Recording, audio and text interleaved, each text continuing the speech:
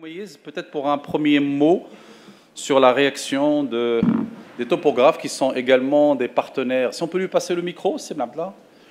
Madame Moïse, donc, puisque les topographes ont également un rôle très important, je pense qu'ils étaient fortement impliqués dans le programme. Votre réaction, madame. Merci, Monsieur Fikret. Chère audience, bonjour à tous. Vraiment, je suis très ravie d'être aujourd'hui parmi ces grands experts pour pouvoir échanger les différentes expériences relatives à ces thèmes. Et bien sûr, je ne peux pas m'en passer sans remercier les organisateurs et pour le choix des thèmes déjà. Voilà, ainsi que la qualité de la présentation, des deux présentations des deux experts et des deux exposants. Vraiment, je les félicite. Donc, par rapport à la première présentation liée à DAM, donc la quantité, oui, c'est très bien. Donc, je vois que vraiment c'est un programme très promoteur. Donc, c'est un programme vraiment au point de vue quantité, il est très très bien.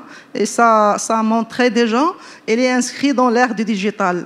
Donc ça, c'est une très bonne chose et qui permet aussi de contrôler selon les certificats de copropriété, selon soi-disant l'intersection avec les différentes plateformes. Et ça, c'est une chose très, très importante. Ça va permettre vraiment d'enrichir notre pays.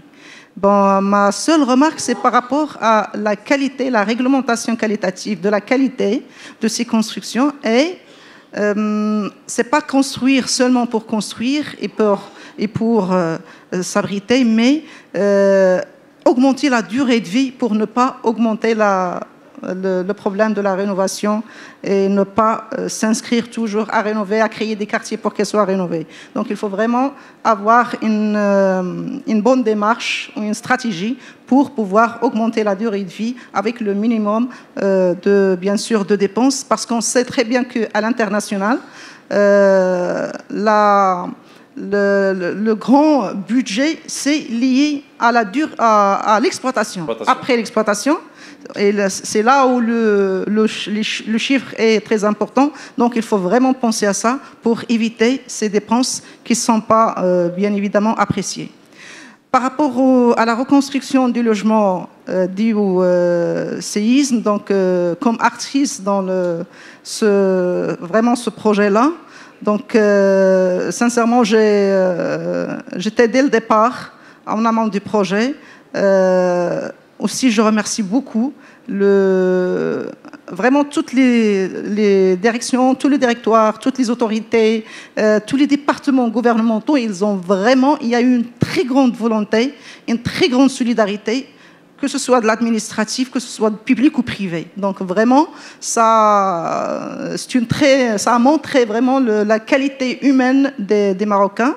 Et bien évidemment aussi le fait de se brancher et de pouvoir collaborer ensemble avec tous les acteurs, avoir des idées dès le départ. Donc ça permet quand même vraiment de s'en sortir avec ces chiffres. Il faut imaginer que la nature environnementale, la topographie du terrain ne permet pas vraiment d'avancer avec ces chiffres si on n'avait pas pensé soi-disant, aux nouvelles technologies, à la dématérialisation, aussi le fait d'utiliser les drones pour avoir la topographie des terrains, les différentes constructions, et la compléter au sol par des enquêtes parcellaires qui permettent d'avoir à la fois la parcelle avec ses attributs.